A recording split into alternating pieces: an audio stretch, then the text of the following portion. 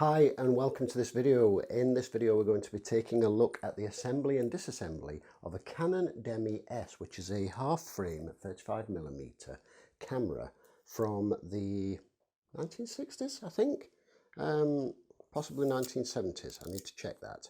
And this is a camera that I received yesterday, unfortunately dead on arrival, wasn't working. The shutter wouldn't fire and it wouldn't wind on. And it is, as you can see, in a state of disassembly currently. I wasn't really sure what I was doing when I disassembled this, so I didn't want to film the original disassembly because I was kind of working my way through it. It would have been a very long, very boring, very painful to watch. But now I've got a bit better grasp of what's going on. I'm going to film the reassembly, and the theory behind this is anybody who's interested in the disassembly simply has to follow the reassembly in reverse. So without further ado, let's get onto the bench and take a close-up look at this. Down here on the bench is the camera. It's a 1964 Canon Demi S, and the Demi S model has a larger, more protruding lens, and it has separate shutter and aperture rings, which is the main reason I wanted this, because with the other cameras, my understanding, although I haven't actually tried them personally, my understanding is with the later Demi models, although they're a little bit neater with respect to having a much flatter lens, and this is a very nice, neat, streamlined camera with all nicely rounded edges so that it slips into a pocket well. And although the other one has a more compact lens, the shutter and apertures are combined, and the shutter speeds, unlike this one, which go from 1/8 to 1/500th of a second plus bulb, the shutter speeds on the other Demi model I think are 1/30th to 1/250th, and you've literally, the line on there, you've literally got a 1/30th, a 1/250th and a line in between them, and you cannot set a specific shutter speed. You can't choose a shutter speed based on that. You've just got to guesstimate, and I believe that they are coupled together so that as you turn one, the other turns as well. I haven't actually played with one specifically myself, but the problem with that, of course, is that unless your selenium meter works, and it's not uncommon for these to have failed over several years of use, especially if they've been sat in a light environment, because anyone who knows the selenium cell meters essentially work when light is applied to them. If they're kept in the dark, quite often cameras like this one and others, I say like this one, I don't know if this is accurate yet, I haven't tested the accuracy of the meter, but obviously you can see it works, and I do have cameras with selenium cells that do work. It's remarkable that 50-60-year-old cameras still have a selenium cell meter that works, and if they've been stored in the dark, generally speaking they will, if they've been in a case or in a drawer or something similar. So anyway, I digress. So the Demi S model has this separate aperture and shutter speed ring. It is also a faster lens. It's f1.7 maximum aperture, going to f16. Up on the top of it we have the film transport counter, which goes from the start up to 72, because of course this is a half frame camera. So rather than a 24x36 negative size of the 35mm format, we actually have an 24x18. As you can see here, it's literally a 35mm format chopped in half. Because it's half frame, you get twice the amount of exposures on a single roll of film, and of course the largest roll of 35mm film is 36 exposures, hence 72 exposures on one of those rolls, which is great. Next to that we have the shutter assembly and the cocking mechanism, this lever here which actually cocks the shutter and transports the film, which we'll show in operation momentarily. Next to that we have the viewfinder, which is currently missing because it's here, and it's this tiny wee thing. It's just a plain straight through viewfinder. Well, it's not a straight through viewfinder, as you can see, because of the angles. It has pentaprisms inside of it to show the correct field of view. But for the size of it, it gives a surprisingly clear, bright image. And then next to that we have the selenium cell meter here, and you can see if I put my hand there to reflect the light, you can see the meter needle deflecting. And then what you would do is you would match that with the meter up here to get the appropriate shutter speed and aperture combination, like so. And you can see the little cam there moving, and you can therefore see how this operates. And how that works is there's a linkage that comes down here and bears onto a snail cam around the lens. So as you rotate the lens, this lever rides up and down a snail cam, which deflects the cam gearing up here and therefore the needle. And that's obviously set up at the factory so that it reflects accurately at the time it was created. As I say, I don't know if it's accurate yet. We will have to wait and see once I've reassembled this. So it's obviously in a state of disassembly, as you can see, because I received this and the shutter would not wind on, which sits up here, just a little thumb operated shutter lever, which works very nice and smoothly. It wouldn't wind on, it was just locked solid, so essentially like that. And the shutter wouldn't fire. When you press the shutter, it wouldn't do anything at all. So at first I thought, because I'm not super knowledgeable about the operation of cameras, I will state quite honestly, but obviously being mechanical and me being into various mechanical things, I felt quite confident in taking it apart and having a poke and see what made it tick, as it were. And my first thought was that there was something wrong with the transport lever, that something was jammed up. And the reason I thought that that might be the case is because when I received it, the film back, as you can see here, has all of the foam, which was along here, down here, around here, deteriorated, badly deteriorated. Now this, bear in mind, is cleaned up. This has had solvents and Q-tips and I've been chiseling away with it with a bit of sort of pegwood that was shaped and everything.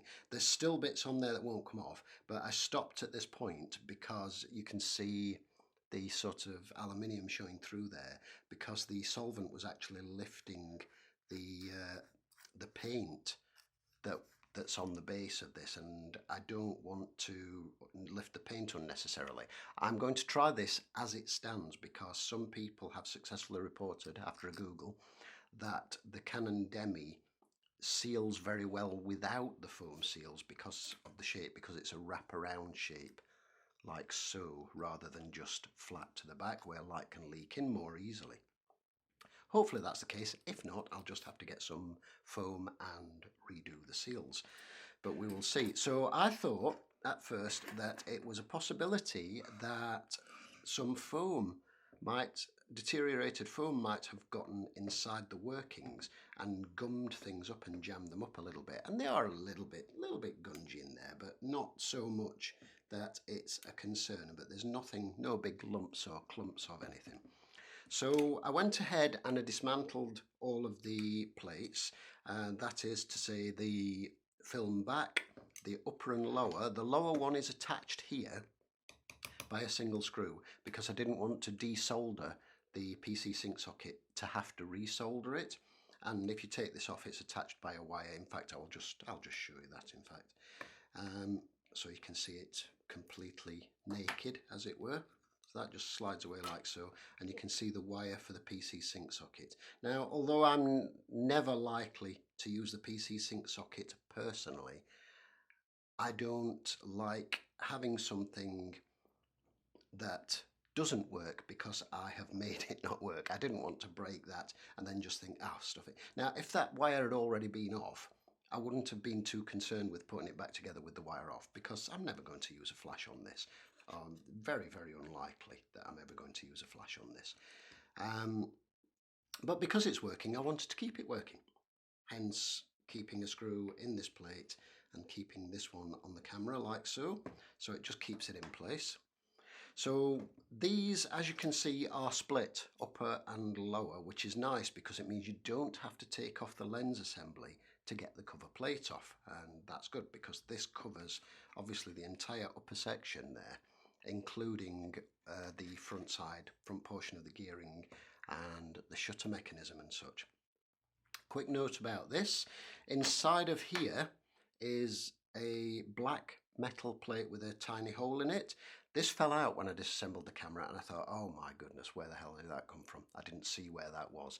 I didn't know if it was a spacer for something important. It took me quite a while to figure out, just from my memory of looking at the camera prior to disassembling it, that this window actually had a black ring inside of it. And that's when it struck me that, yes, that must be where it's from. And it actually had glue marks from where it had been glued in there. So that's been re-glued in. So this little square with a hole in the middle of it, should you strip your Demi and that falls out, that's where it's from. Useful to know. Once they're in place, we have got some leatherette which sits on like so. Obviously that will need to be re-glued. I've cleaned all or as much of the old adhesive off as I possibly can, and to lift this I actually used one of my hand levers, which I'm kind of chiding myself about because I do like to keep these neat and highly polished on the bottom so they don't damage anything, but I use that to just lift the edges and peel it off gradually. It came off very, very easily, both of them did, and the adhesive on them obviously is quite old.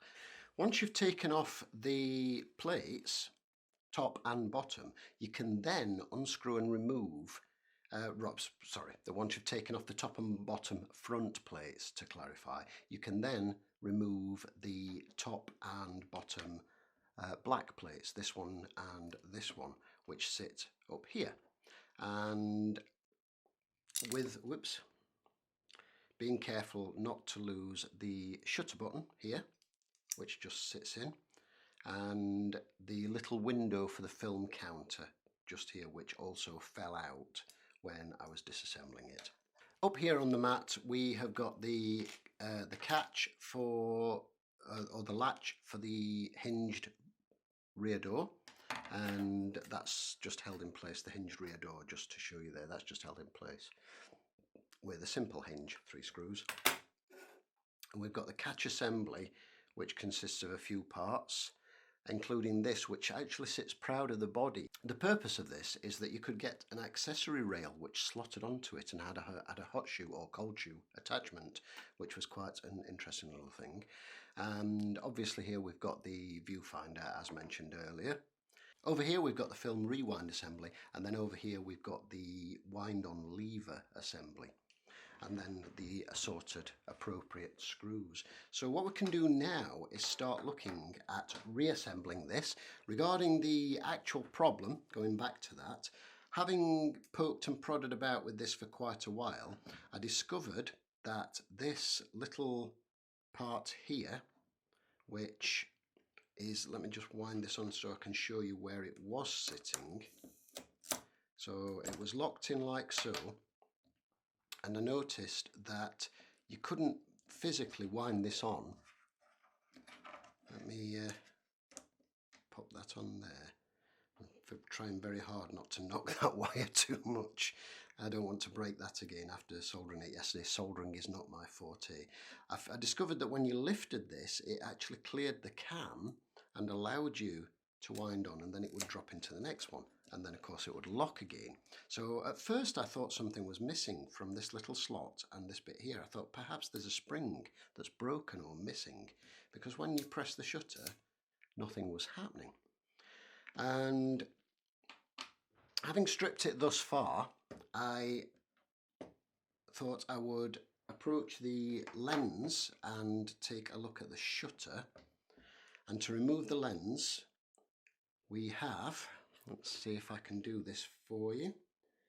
So we have this ring with Canon Camera Company Incorporated, and the information of the lens, which is a 30mm f1.7. So this you unscrew using some kind of lens wrench or the hack Heath Robinson method, which I don't recommend, is to use these points of your vernier calipers. It works, but it's not the best thing, and it's not good for your vernier calipers either. Thankfully, I do have some more, so I have used those a few times for this kind of fastening. Shh, don't tell anyone. But yes, ideally you need a proper lens ring spanner, which I believe you can get from eBay or wherever. So this bit comes off first and foremost and just lifts clear away. And you then have two rings. You can see the slots in them. You've got slots here, and this is for the inner one. You've got slots here. Initially, I removed this inner one, and that just removes the front lens element, leaving another element in place. So the one you need to remove is the outer one, and this will actually undo and remove the entire front element, exposing the leaf shutter, which I will show you in just a moment.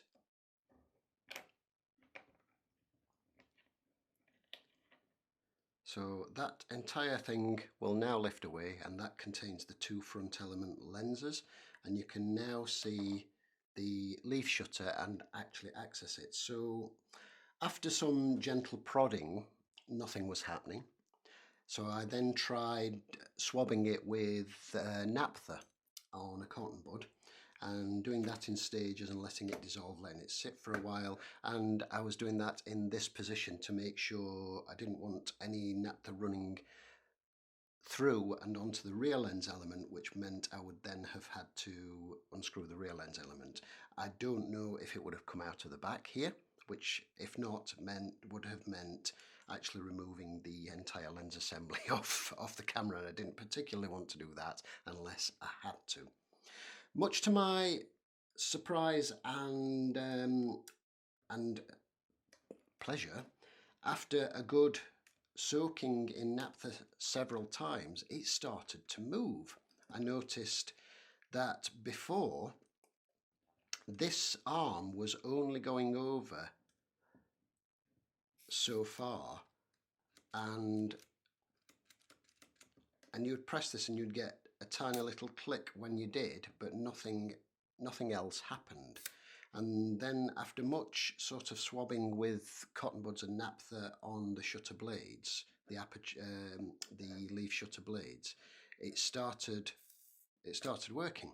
So I was absolutely delighted. So I gave it a very good cleaning, worked it through all of the shutter speeds, and to my joy and surprise, it also looks to be performing quite accurately at all of the speeds as well. So I'm just going to demonstrate those now. So at 1/500th,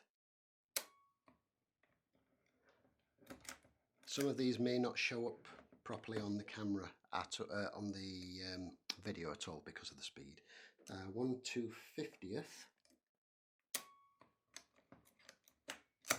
1/125th,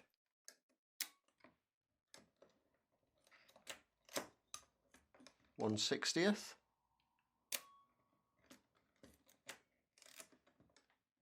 1/30th. You can actually hear the difference at this point.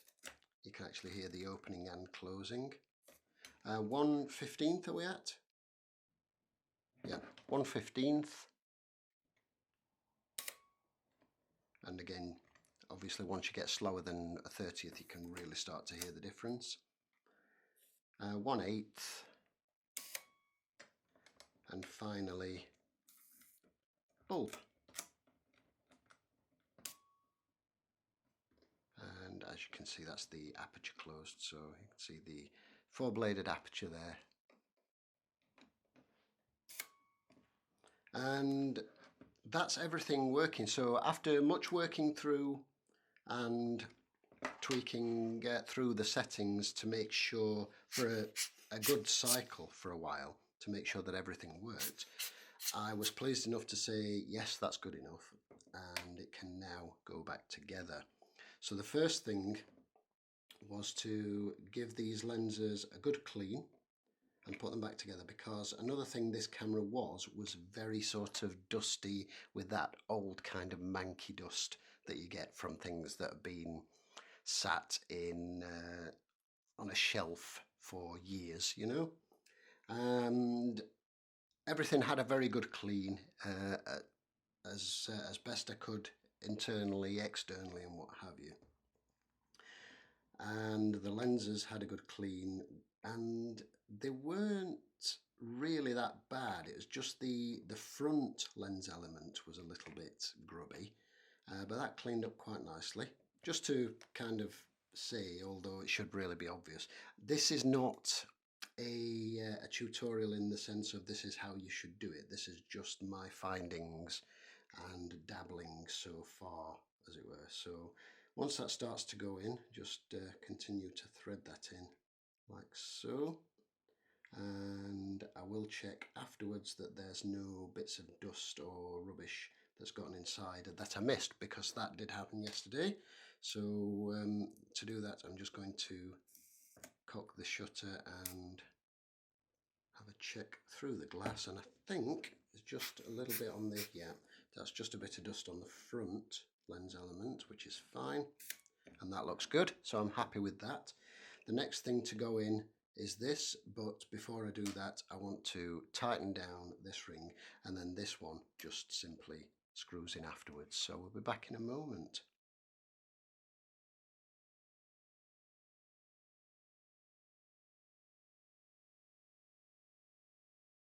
It's interestingly worth noting that this lens uses a Seiko mechanical leaf shutter, and Seiko actually produced leaf shutters for numerous lenses for numerous years, which is quite an interesting thing. So the Seiko Corporation, in addition to making watches, did make other things. There you go.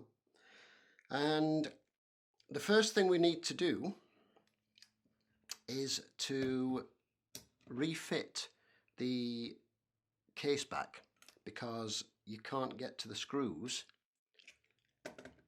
with all of the other cover plates on. So I need to take this screw off for a moment. With this lower faceplate removed, we can sit the case back in place with the hinge plate up, and we can fit the securing screws for the case back, starting with the bottom one, and this uses a crosshead JIS screw.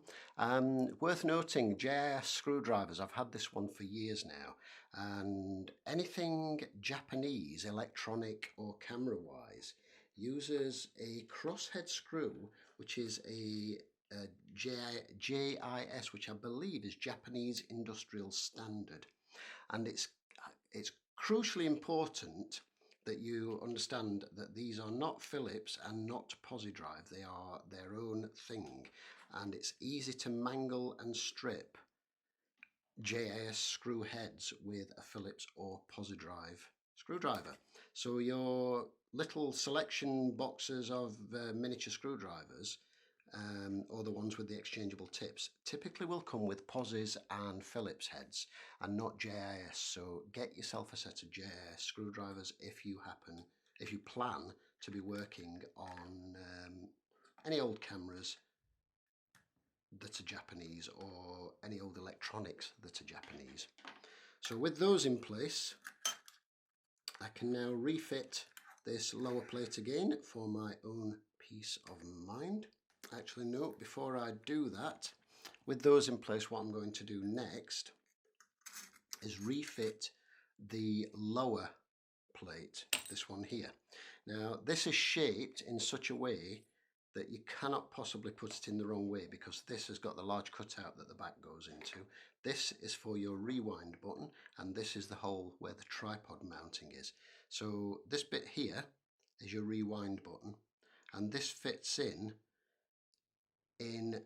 this orientation with this, hopefully you can see that, it's got an off-center plunger there which goes into the tube where the film transport section is. So trying not to pull that wire, I need to let the film back open a little. We need to sit this into there and allow that rewind button. In fact, it would probably be easier this if I just slide that rewind button into there, like so. You can see how that sits with the cutaway facing here. Yeah, that's certainly easier than trying to do it with it fixed to the plate. And then, there we go. This is held in place by 3 screws, and these particular screws are slightly longer than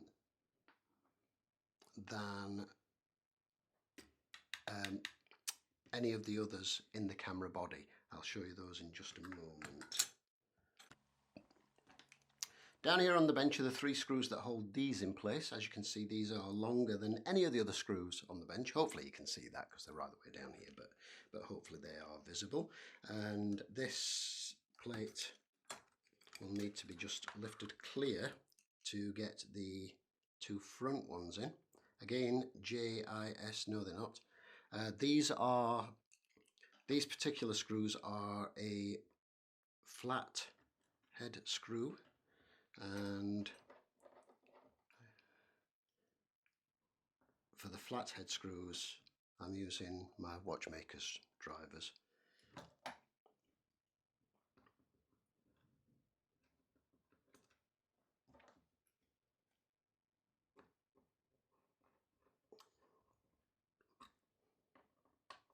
Now the body that these are screwing into is some kind of alloy. I'm not sure exactly what it is, but because it's some kind of alloy, I don't want to go too mad and over tighten things in there. So just nip things up until they're tight, and typically speaking that's all you really need with anything that's held together by a screw. Usually the size of the screw head that's chosen for a particular job denotes the amount of torque you need to apply, and with a watchmaker screwdriver you hold in this fashion, and that means you cannot apply too much torque. If you start cranking down like that with a watchmaker screwdriver, you're going to strip something or damage something. So I've just popped that back on again temporarily, and then as before just going to swing that open so we can pop the rearmost screw in place and secure that. The next thing we need to fit is the viewfinder. Now I'm going to insert a little video clip at this point right here which shows the view through the viewfinder, because it is hilariously tiny. This is the rear glass of the viewfinder, this is the front glass of the viewfinder, and it's in a really nicely made little metal case with a double pentaprism setup which flips the image so that you're looking at it the right way around, as if you were looking straight through, which is very nice, very nicely made, really good quality glass. And despite the tiny size of these lenses, the image quality is incredibly clear. It's really surprising.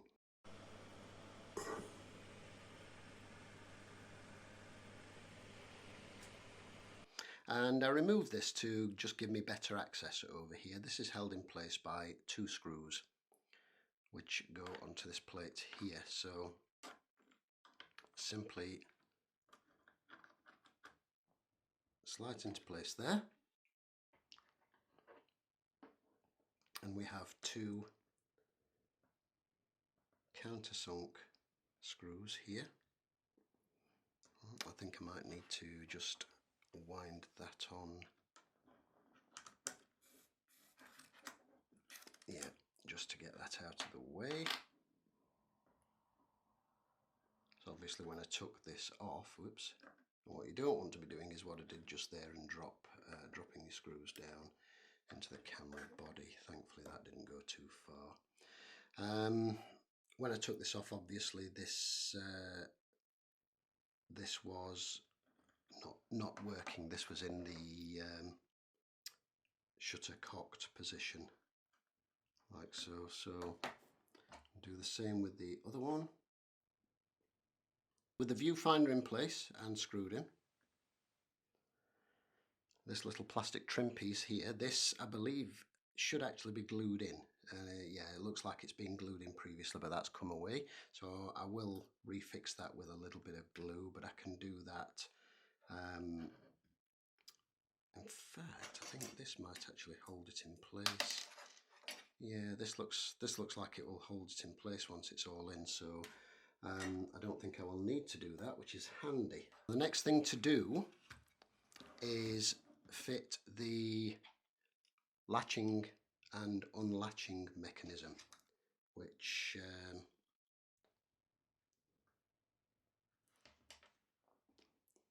I must do before fitting the top cover. So we've got three components. We've got a brass pin, a little spring, and then this bit here. This then fits through a hole in the top, and this is what provides the tension to unlatch and pop it back. So we have washers, little brass washers. So let's come here. So these will sit on these two posts here. So we've got one of each.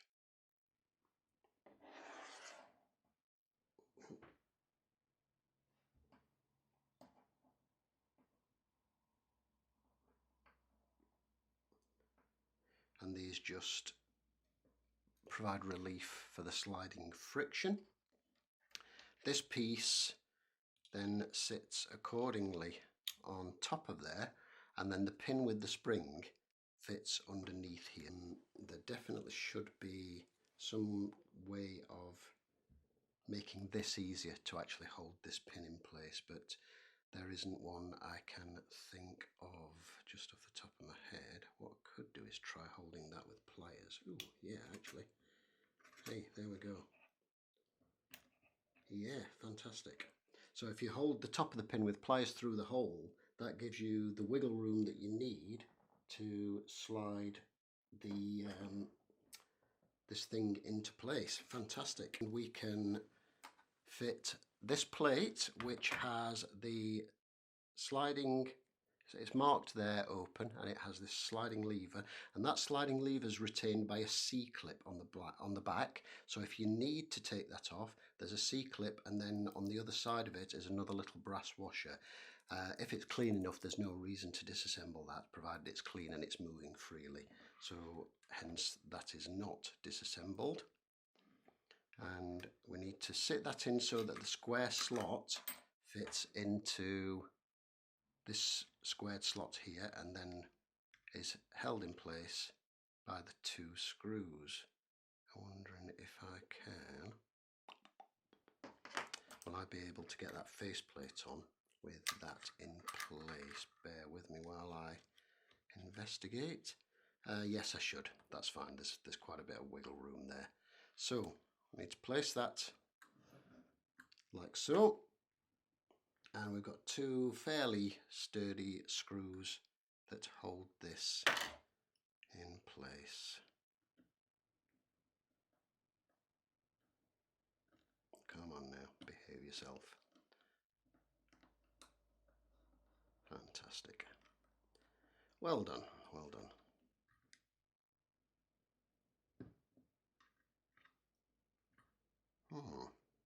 Do you know what? I have a sneaking suspicion I've got these screws wrong. I think these are the screws that hold the viewfinder in. At this point here, I can put the other securing screw in for this lower plate. And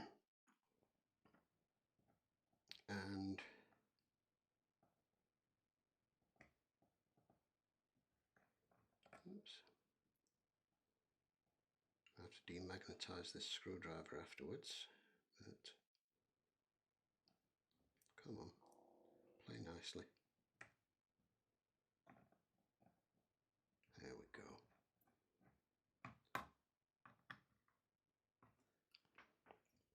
And then we can move on to fitting the top plate.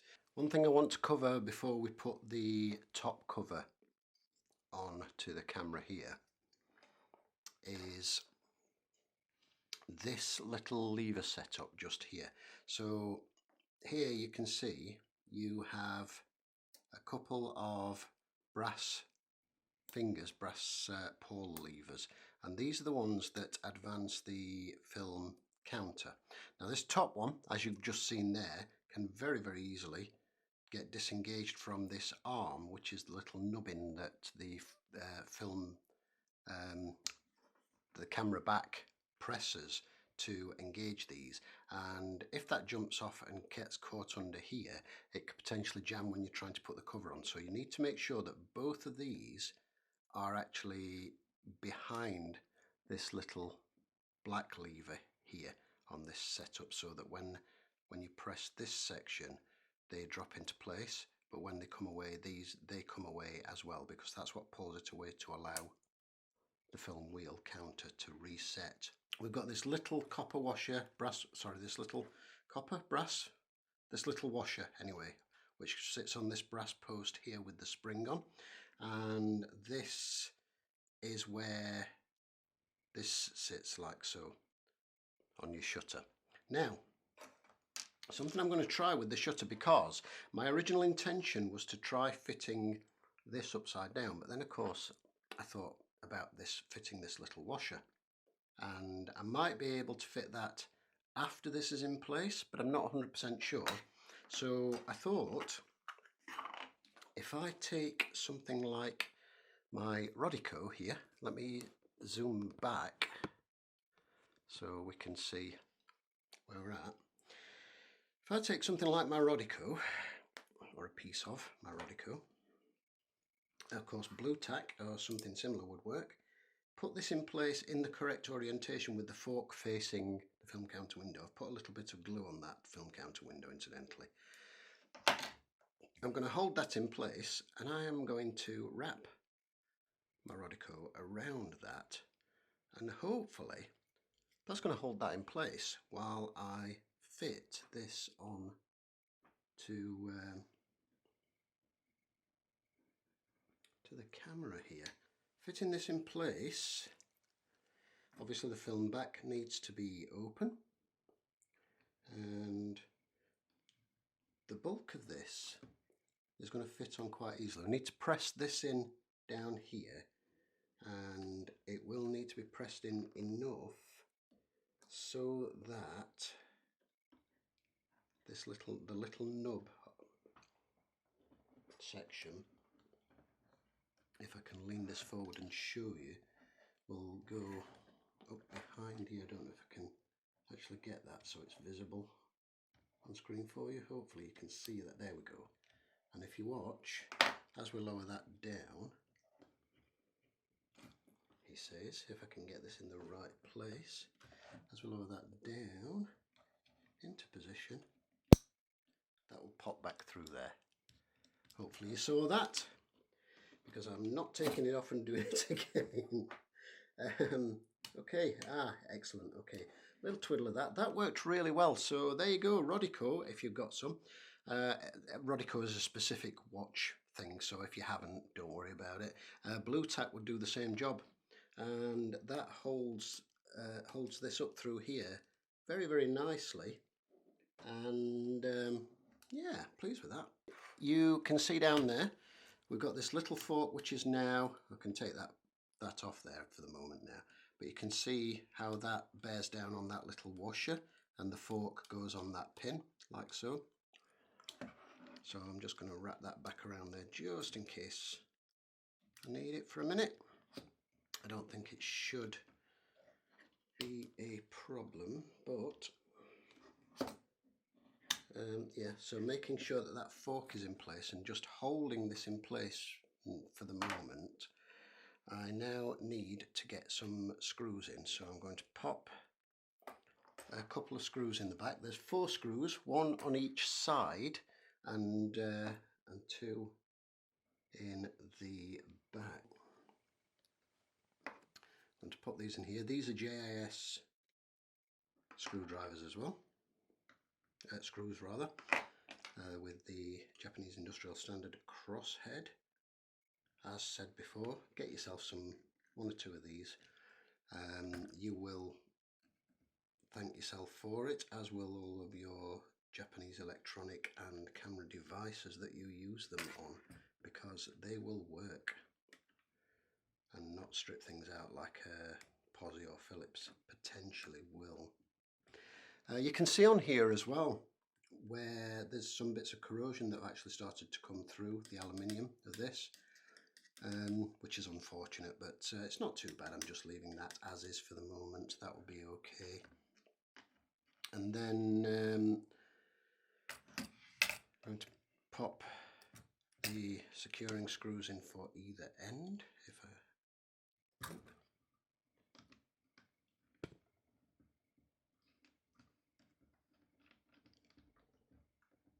Like so. Apologies if this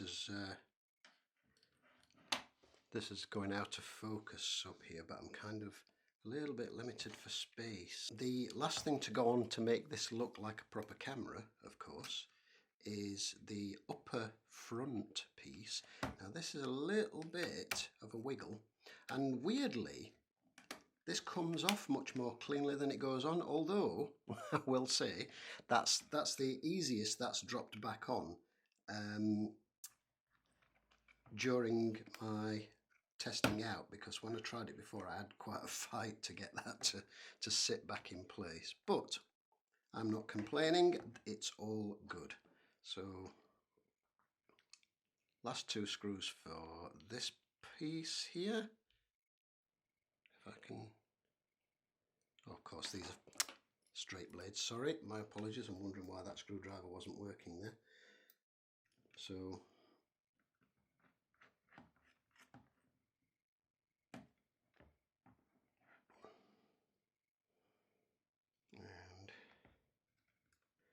oops. In you go. Come on now. Behave yourself. There we go.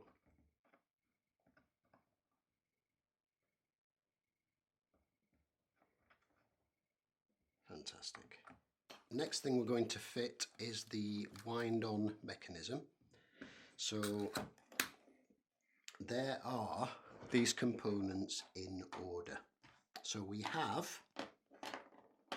let's have a look. We have a steel washer, which, as you can see, is not circular. It has the appropriate cutouts. That goes first. We then have two brass washers. Now, I'm not saying that this is going to be standard for all Demis, but this is how it came off of this one. So two brass washers. Then the crank, the wind-on crank. Then this tri-pointed spring washer, like so, which went down that way, I think. I don't think it really matters so much. And then this dished brass washer, which went with the dishing facing down. So essentially the raised portion faces down. So what you've got at the top here is the divot. And that again is also shaped to fit around that, like so. And then the final piece is this locking screw here, like so. And that screws down into here. I'm going to use this cocktail stick that I used for the glue. I am going to use, if these will spread wide enough, these tweezers, these shaped tweezers, I use exclusively doing mainsprings, and basically for handling mainsprings that are greased, so they don't get used for any other parts. So I'm not as bothered about potentially twisting a tip or something similar. So let's spread those out a wee bit. There we go, that's nice and tight. Maybe a wee bit too tight actually, that.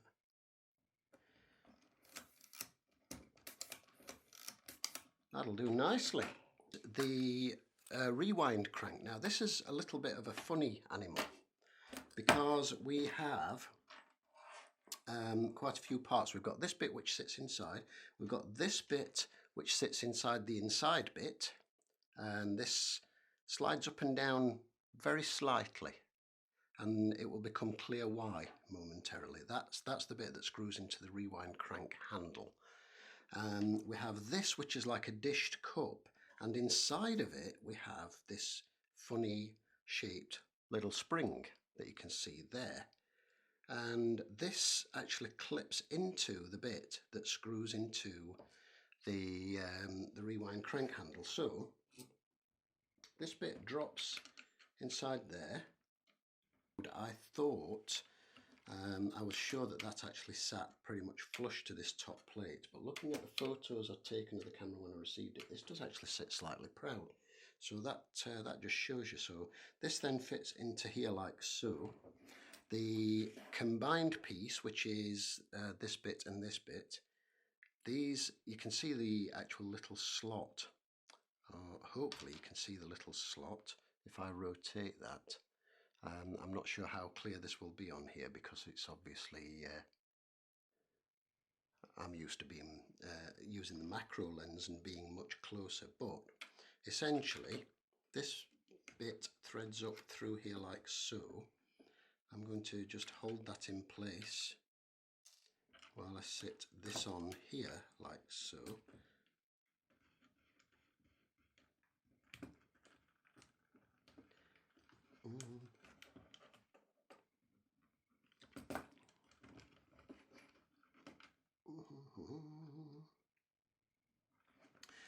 Oh, okay.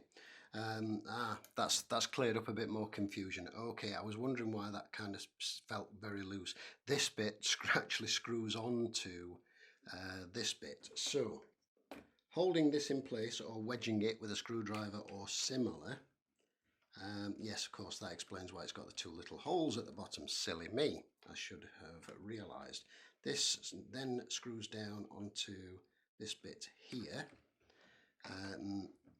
And then using my magical bendy pointy tweezers again, I'm going to just nip that up whilst wedging this in place. And there we go. Now what we do now is we look for where the slot is, and we take this quirky little spring with its funny shape, and then obviously the flat side needs to go where this slot is, and it will snap into place once it's in like so. Hopefully you can see there you've got the flat side of the spring there where my tweezers are. What we then do is we take this bit, which is shaped like so, and this threads into, oh, come on now, threads into here, presses up through here and through the spring. So I may need to just tweak that spring out ever so slightly to allow it to come up through there. Come on now. There we go. And that snaps in just like so. That now stays put. A little bit of up and down movement, but that's fine. That's what we need. We then take the rewind crank, thread that on here, and just pretty much like any camera with this type of rewind crank, this just threads down onto the crank. So just holding the crank at the back with my finger to get that started.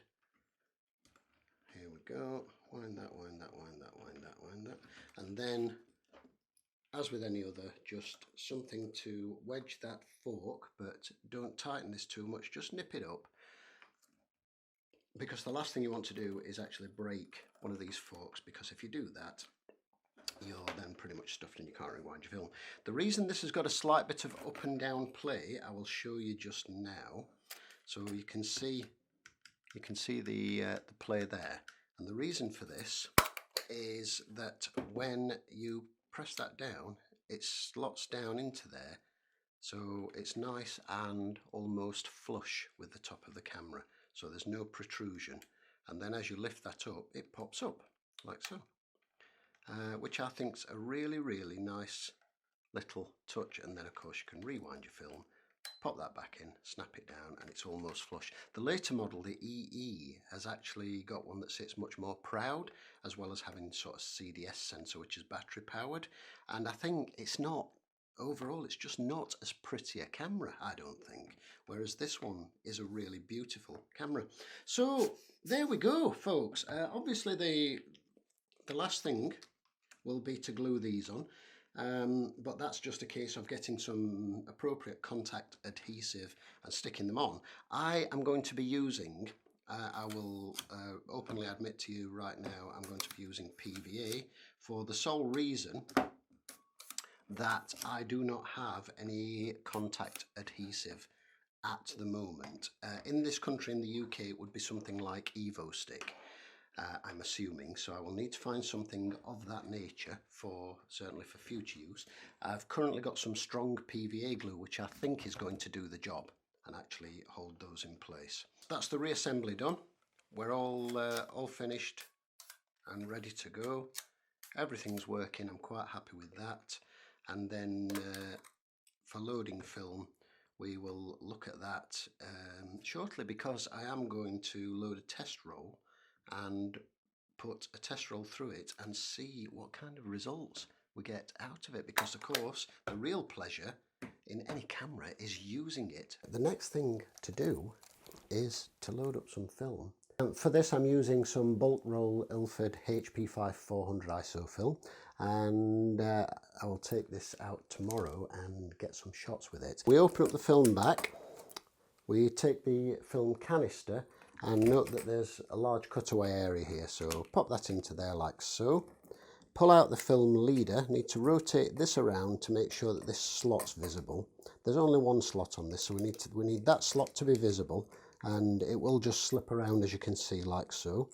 I need to pull this across here, make sure that the tip of the film leader goes into the slot and it catches on the little hook, and also on the transport roller. There we go. Right, that should work now. So I'm going to give that a little bit of a wind on just so it catches and moves like so. I'm going to close that film back, snap it closed. I'm going to just give a little bit, whoops, of backward tension here so I can feel that it's winding on, which it is. Lovely. And then wind it on a couple of frames and snap those off, and we are ready to shoot film. So all that remains now is for me to take this out tomorrow and hope for some dry weather, of which we've not had a lot lately, and snap some photographs and see how they come out. And I'm really looking forward to seeing what kind of images this is going to give me.